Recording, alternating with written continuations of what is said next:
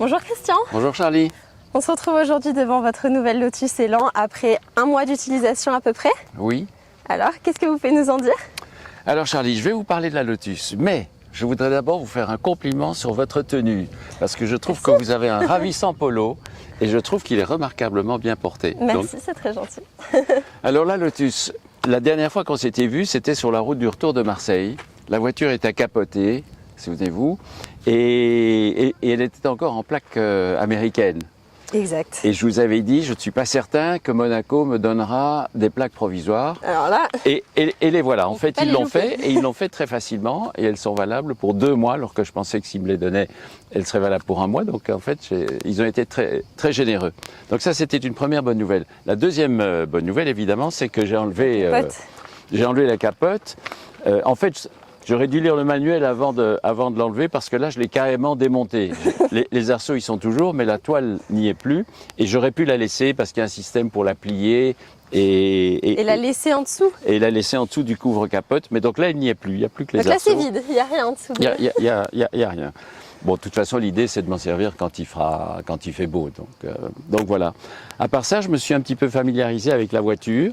C'est extraordinaire à conduire. Le plaisir de conduite est fabuleux. Ça se conduit comme un kart. C'est d'une légèreté. Comparé aux autos modernes, il n'y a absolument aucune assistance, ni de direction, ni au freinage. La direction est extrêmement directe. On a l'impression d'être dans un kart. Donc c'est très très amusant. Puis en plus, elle est toute petite. Elle ne prend pas de place sur la route. Donc la route est d'autant plus large du coup. On peut prendre des trajectoires sur les petites routes, les virages, les routes sinueuses. Un vrai régal. Voilà. Alors si on parle des caractéristiques de la voiture, est-ce que ça vous ennuie si j'ouvre le capot? Je vous parle de mécanique pendant 1 minute. Alors l'ouverture du capot est cachée dans la boîte à gants. Voilà, on tire sur la manette et on aide un petit peu le capot qu'il faut tenir en position ouverte parce que Lotus faisait des économies, donc il n'y a pas de système qui tient le capot. Et en fait, vous voyez que c'est un joli moteur à regarder sur le haut. Ça, c'est le cache-soupape. Il y a donc un double arbre à cam en tête, 2 carburateur Weber double corps. Et la base du moteur, en fait, est un moteur Ford de grande série. Et ce qu'a fait Lotus, c'est monter sur ce bloc moteur une culasse de leur dessin avec ces doubles arbres à cam. Et c'est un des rares moteurs au monde, peut-être même le seul, à avoir 3 arbres à cam. Parce qu'il y a un arbre à cam latéral qui est resté dans le bloc et qui commande l'allumage. Alors que les 2 arbres à cam du dessus commandent uniquement les soupapes. Donc ça c'est unique. Oui voilà, c'est vraiment une caractéristique. Une caractéristique unique que peu de gens savent. Voilà. Et alors là il y a la plaque constructeur et je vous en parle parce que il y figure évidemment le numéro de série de la voiture, qui est 45/7551. Il se trouve que dans les systèmes informatiques, la barre oblique n'existe pas. Donc les Américains ont remplacé la barre oblique par un 1. Mais sur les documents d'importation que j'ai, figure 451/7551. Et ça ne vous a pas posé de problème, ça? Alors, ça risque de m'en poser, parce que le certificat, j'ai aussi reçu l'attestation entre-temps, l'attestation de la FFVE, qui va donc me permettre de l'immatriculer en collection. Et le certificat de la FFVE est établi avec le vrai numéro de châssis. Le certificat d'origine de la voiture délivré par Lotus est établi avec le vrai numéro de châssis, donc évidemment. sans le 1 qui est rajouté par les Américains. Sans le 1, avec la barre oblique. Mais la Fédération française des véhicules d'époque m'a dit on vous établit l'attestation avec la barre oblique, mais dans le système informatique, la barre oblique n'apparaîtra pas. Qu'est-ce qu'ils mettent alors? Donc, eux voudraient qu'on supprime la barre oblique carrément et qu'on ne la remplace pas. Donc à ce moment-là, ça ne deviendrait même pas. À ce moment-là, ça deviendrait 45/7551. C'est un casse-tête. On va voir la semaine prochaine ce que disent les autorités monégasques. Donc suite au prochain numéro, j'aurai encore des informations pour vous la prochaine fois. Ce sera sûrement encore une troisième façon de faire, je pense. On va voir avec eux. Trop simple. Voilà. D'accord. Et du coup, vous avez fait d'autres modifications du moteur? Non, je n'ai absolument pas touché au moteur. J'ai cherché longtemps la jauge d'huile qui est cachée quelque part par là. J'ai cherché longtemps aussi la frappe à froid du numéro de châssis qui se trouve en dessous des carburateurs et qui est en tout petit caractère. En fait, j'ai réussi, finalement j'ai trouvé parce qu'ils veulent vérifier toujours au contrôle technique, donc je m'étais préparé. Voilà, mais je n'ai touché à rien. L'état mécanique était bon alors, comme vous l'espériez? L'état mécanique est bon. Elle fume un peu de temps en temps, mais il paraît que c'est normal, je me suis renseigné. Il paraît que c'est normal. Et c'est parce qu'en fait, lorsque Lotus a dessiné la culasse, ils n'ont pas prévu un retour d'huile vers le carter moteur. Donc il y a de l'huile quand on éteint le moteur, il y a de l'huile qui stagne qui brûle au démarrage et qui brûle au démarrage. Donc il paraît que je ne dois pas m'inquiéter, il paraît que c'est normal. Voilà. Alors donc pour la partie mécanique, aucune mauvaise surprise? Pas de mauvaise surprise. Donc voilà, elle est prête à prendre la route. Vous m'accompagnez? C'est parti. On y va. En route, merci beaucoup. Position à l'intérieur est très basse. On est très bas. On a l'impression d'être sur la route. Allez, on va l'essayer. On démarre. Là, ça fait déjà presque un mois qu'on est allé la chercher à Fos-sur-Mer. Oui, il doit y avoir un mois. Je ne me souviens pas de la date exacte, mais il doit y avoir un mois. Vous avez eu l'occasion de rouler un petit peu avec? Honnêtement, pas énormément. C'est le mois des vacances. J'ai passé un petit peu de temps en famille, sans la Lotus.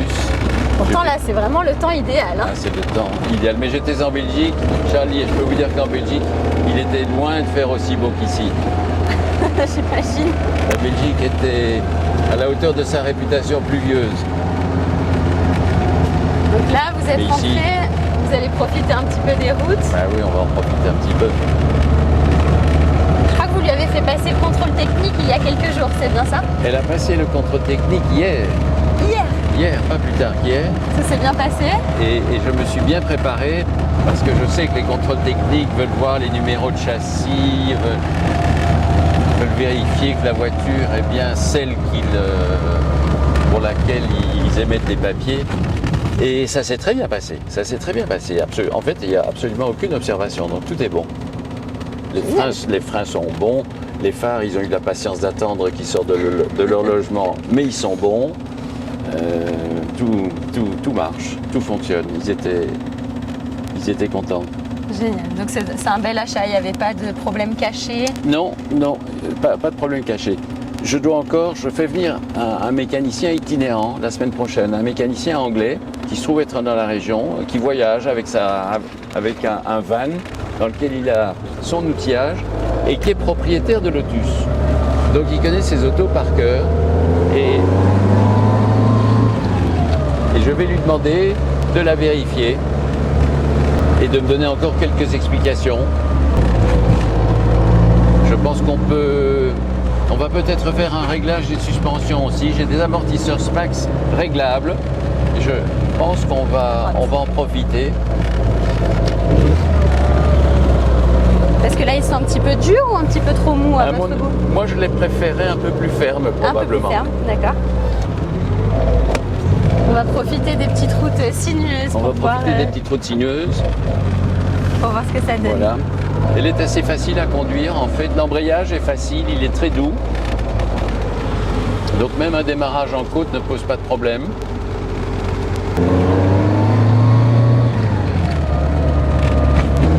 Le moteur répond bien sur toute la plage de Tours. La consommation d'essence, qu'est-ce que ça donne? En fait, c'est très raisonnable. Ce sont des voitures qui sont très légères. C'est une voiture qui pèse moins de 700 kg. Oui, donc il n'en faut pas beaucoup pour la propulser. C'est la moitié de ce que les autos de cette gamme, d'une gamme comparable, pèsent aujourd'hui.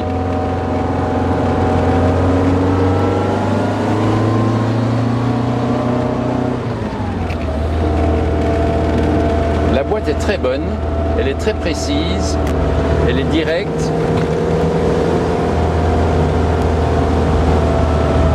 Et la direction, n'en parlons pas, je l'ai déjà dit, c'est un kart.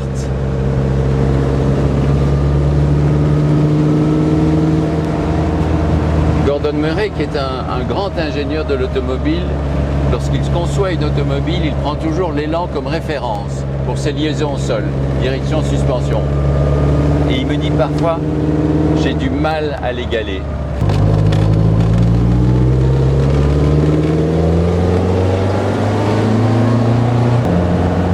Ça, c'est typiquement le genre de route qui qui convient à l'élan en fait. Ce sont des enfilades.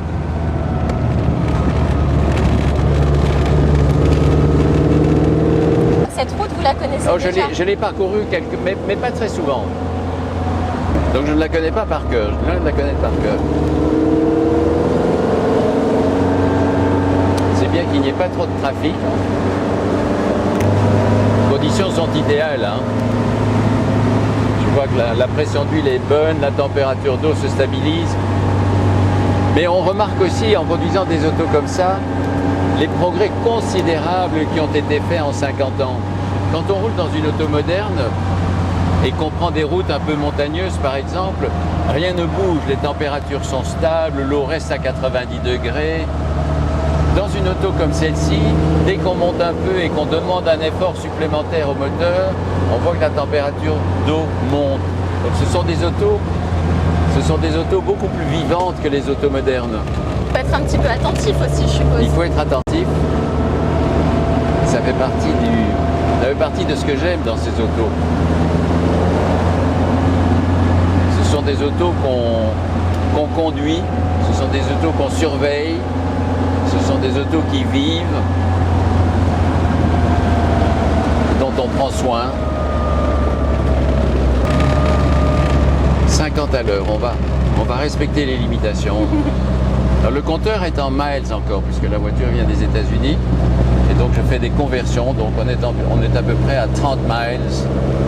Ce qui fait 30 miles, c'est grosso modo 48, donc 50, on est bon. Est-ce que les compteurs sont vraiment fiables? Je l'ai étalonné celui-ci et il est assez précis. Pareil pour la jauge d'essence? Dans la jauge d'essence, j'ai pas pris le risque jusqu'à présent. Dès qu'elle descend en dessous de la moitié, je ravitaille. C'était pas le point fort des Lotus non plus. Sur l'élite que j'ai eu auparavant, la jauge disait n'importe quoi. Donc je devais toujours regarder le kilométrage que j'avais parcouru. En plus, ce sont de petits réservoirs. Celui-ci, je ne sais, il faudrait que je vérifie, je ne sais même pas quelle est sa capacité. L'élite, c'était 25 litres. C'est pas énorme, non, hein? c'est pas énorme. Ici, je pense qu'il doit y avoir une trentaine de litres dans celui-ci. Bon, ce sont de petites autos aussi, donc il n'y a pas beaucoup de place pour mettre un grand réservoir. Oui, mais il faut être prêt, quoi. Elle reprend, même à bas régime, elle reprend bien. Donc là, on est en troisième, tranquille, à 3000 tours. Elle peut en prendre 6000 sans... La zone rouge commence à 6500 tours. Les pédales sont bien placées pour faire le talon pointe. Est-ce que vous pouvez m'expliquer ce que c'est le talon pointe? Alors le talon pointe, c'est quand la pointe du pied est sur la pédale de frein et le talon sur l'accélérateur, et ça permet à l'entrée d'un virage, par exemple, de ralentir tout en changeant de vitesse et en synchronisant le régime. Donc on ralentit, on freine, on sait qu'il faut changer de vitesse, on freine, on donne un petit coup de gaz avant de changer de vitesse au passage du point mort. Oui. Et ça permet une conduite un peu plus coulée. C'était indispensable sur les boîtes de vitesse non synchronisées, parce que sinon les vitesses ne passaient pas tout simplement. Ah, oui, sur les boîtes synchronisées, ça n'est pas nécessaire, mais je dirais que ça soulage la mécanique et ça permet une conduite plus coulée, plus douce.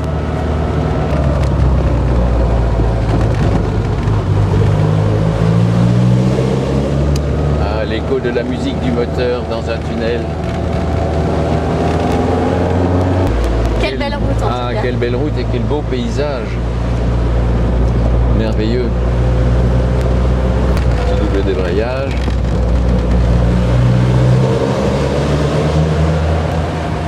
Alors nous voilà dans le village de Peille. On va peut-être Voilà pouvoir s'arrêter On s'arrête? sur le côté pour faire un petit débriefing de cet essai.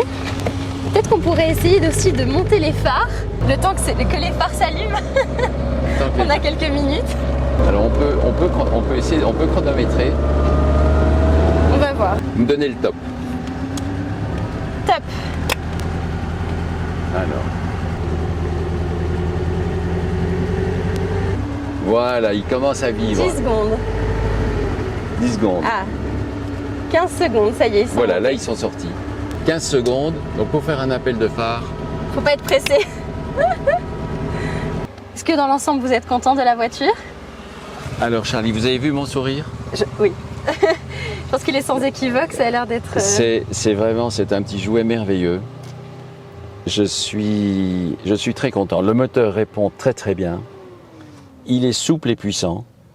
La boîte est parfaite. Les rapports sont rapides, ils sont précis. La commande de boîte est directe. C'est encore une commande où on est en contact avec les engrenages. Il n'y a pas de câble comme sur les autos plus modernes. C'est vraiment les éléments mécaniques directement. On est en contact direct avec la mécanique. Et puis bien entendu, j'y reviens encore une fois, mais le vrai point fort de la voiture, ce sont ses liaisons au sol. C'est la combinaison suspension, freinage, direction. Absolument exemplaire.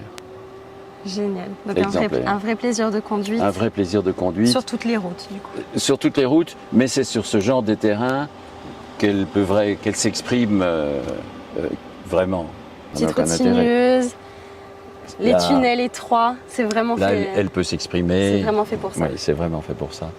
Donc c'est la voiture parfaite pour faire une balade avec des copains dans l'arrière-pays, un jour où il fait beau, comme aujourd'hui par exemple. On aurait pu téléphoner à des copains et on aurait pu partir à 4 ou 5 autos, déjeuner à la campagne. Et profiter de la route. Profiter de la route. À l'aller et au retour. Bien, merci beaucoup Christian pour cet essai. C'était un plaisir de partir en balade avec vous sur cette belle route. Faut pas grand-chose pour être heureux. Comme quoi. Alors, on reprend cette belle route de Peille jusqu'à Monaco et on se retrouve bientôt pour un autre essai ou pour un autre podcast ensemble. Volontiers, Charlie. À bientôt, quand vous voulez. Christian. Au revoir Charlie, à bientôt.